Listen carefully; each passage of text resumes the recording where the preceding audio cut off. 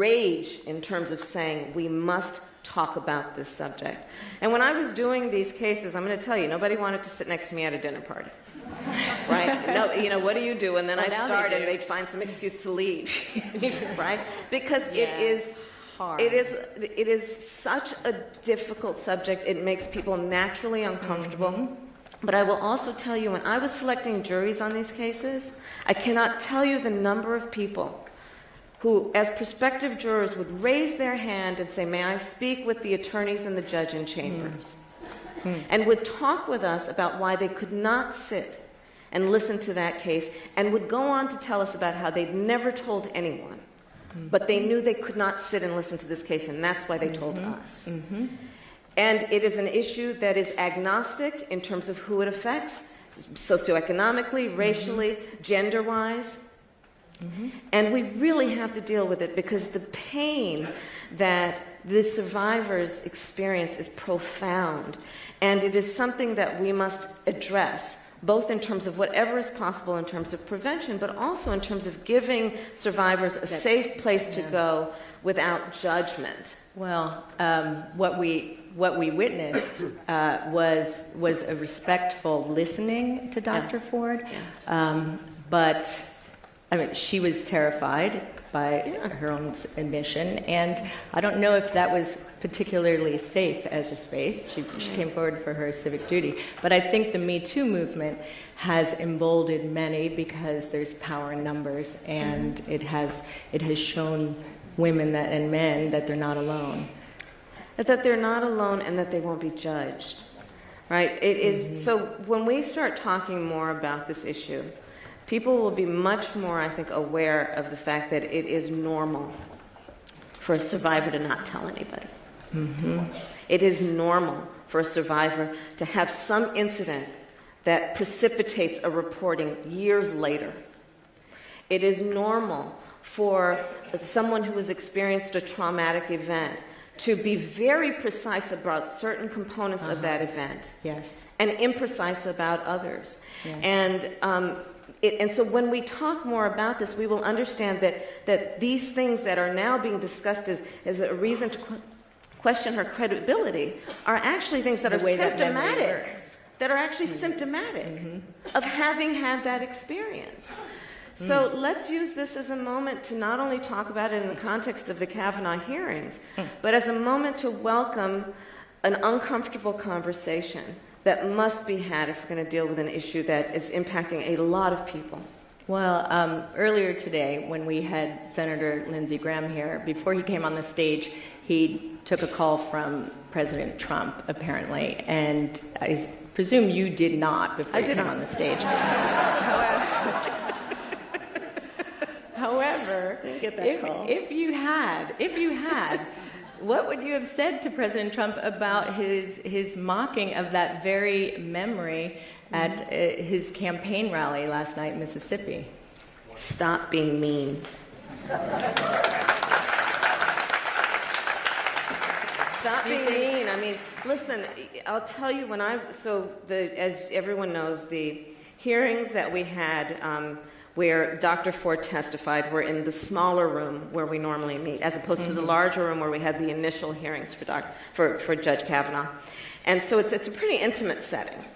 And at the point that she was asked, I'll paraphrase, but I think it was Senator Leahy who asked her, what do you remember most?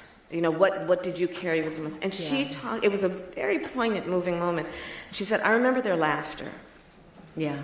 I remember they were laughing at my experience, laughing at my extent. And she went on to say, I remember that he was on top of me, and I was underneath him, and they were laughing at me. With each other. With each other.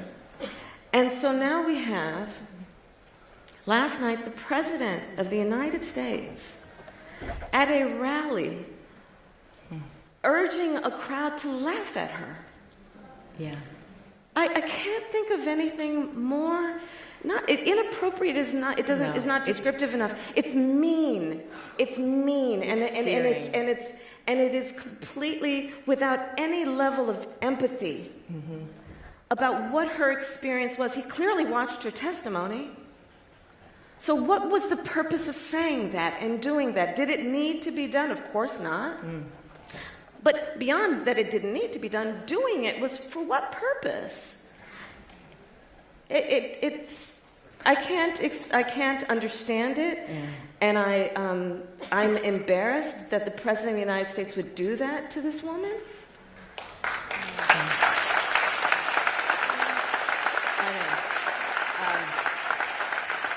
I think it's important to watch some footage of the rallies because some of the points that are made during these rallies are incredibly painful. The demonization of immigrants has been a go-to theme in the president's rallies, and it's devastating to behold, understanding the founding nature of our country and understanding the replenishment role that immigrants make in our society, Right. to have them so vilified and demonized for political gain is painful at best and destructive.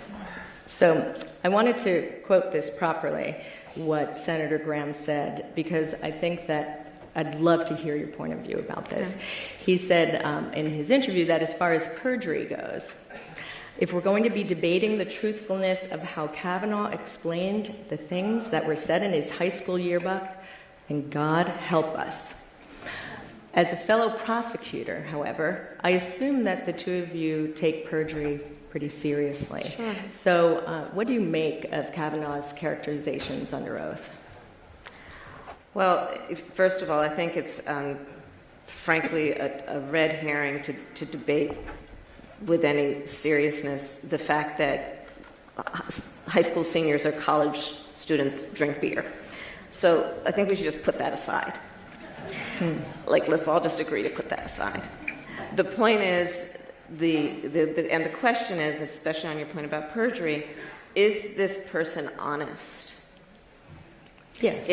And are they honest in a context where they're under oath and testifying before the United States Senate to be confirmed to be a lifelong member of the United States Supreme Court, which is housed in a building which talks about justice, and one of the most important principles inherent in a system of justice is truth and truthfulness.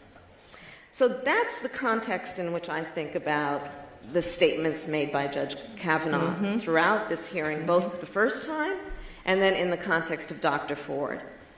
And there are stark inconsistencies.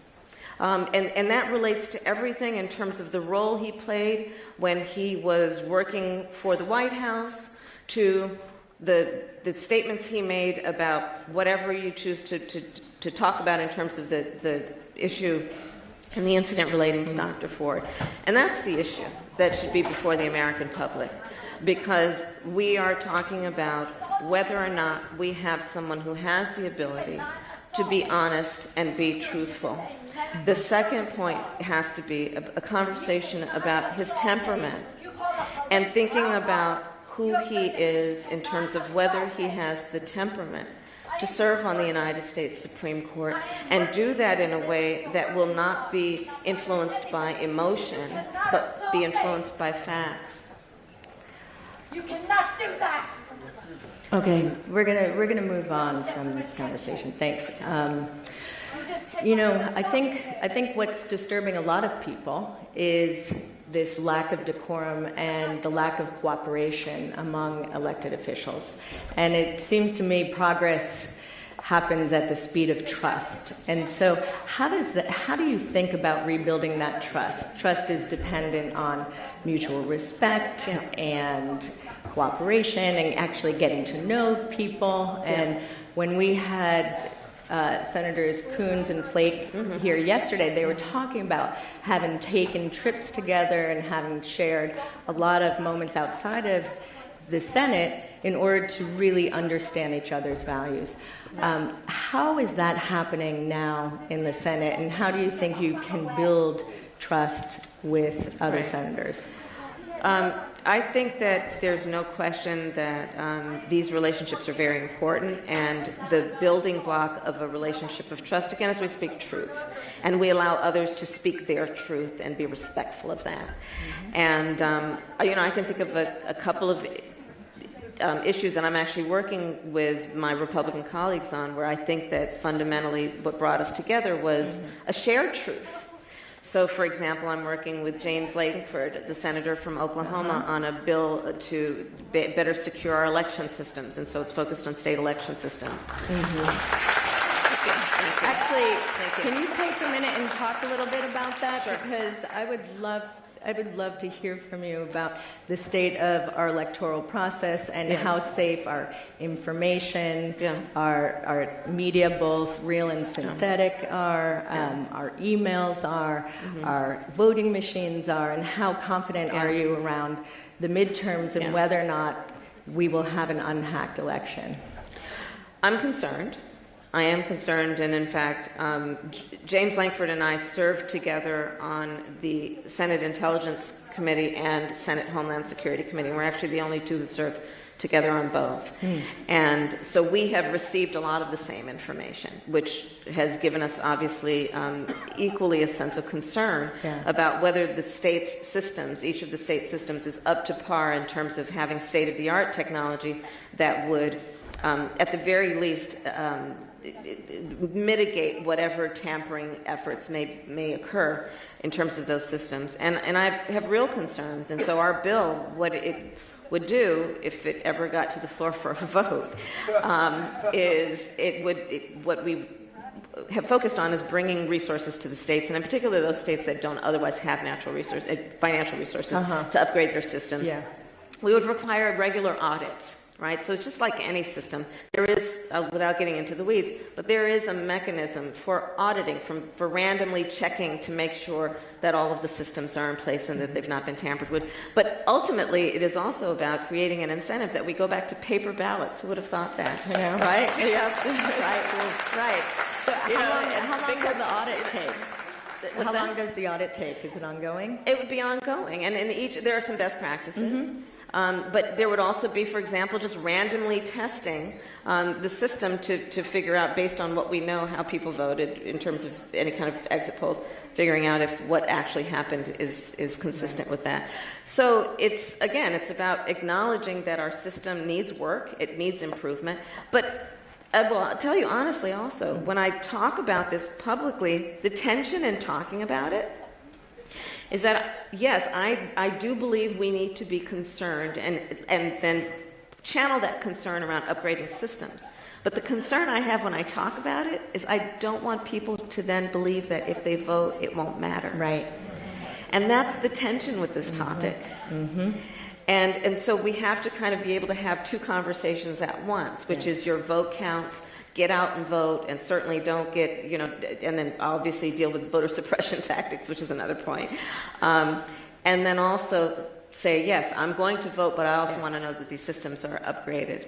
So that's one example. Another, in terms of the bipartisan effort, I'm working with Rand Paul. We have a bill that is focused on reforming the money bail system in the United States. And because it's critically important, and the short version of that is that essentially what happens is two people similarly situated, charged with the same crime, waiting for trial. They are told about their bail by a judge based on some random bail schedule, and the person who has the money in their back pocket, $20,000 is the average bail in the United States, they get out. The person who doesn't have $20,000 in their back pocket sits in jail for what could be weeks, months, even potentially years, simply because they don't have the money. So we have a de facto debtor's prison. Exactly, and that's exactly right. It's not only a criminal justice issue, it's an economic justice issue. So this bill, and it's been great working with him. In fact, soon after we dropped it, we talked about it, and I checked in with him, Rand, how you people doing? You working with me? Is it y'all good, And and he said, Kamala, Appalachia loves it. Right? Good. And that's the point being, and it gets back to the point of your question, I think. It's about the truths and speaking truths and joining in truths. And it's also about appreciating that the vast majority of us have so much more in common than what separates us. And, I reject this notion that we are divided by our nature or by our existence. There's certainly powerful forces that are trying to sow hate and division among us.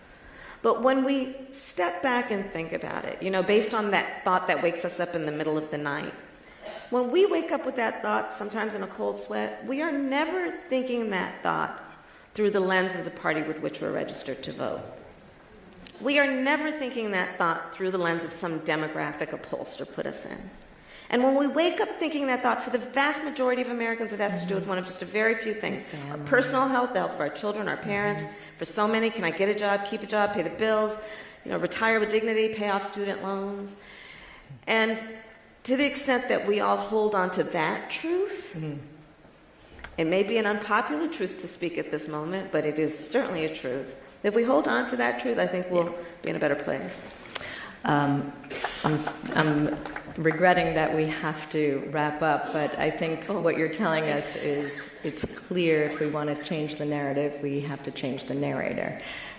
So thank you for coming.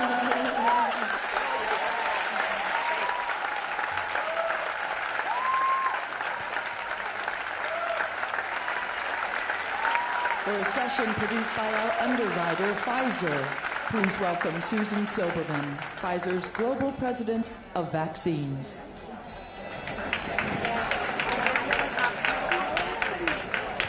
And now for something completely different. They say life is a journey, and every day, each of us takes journeys, big ones, small ones, by ourselves,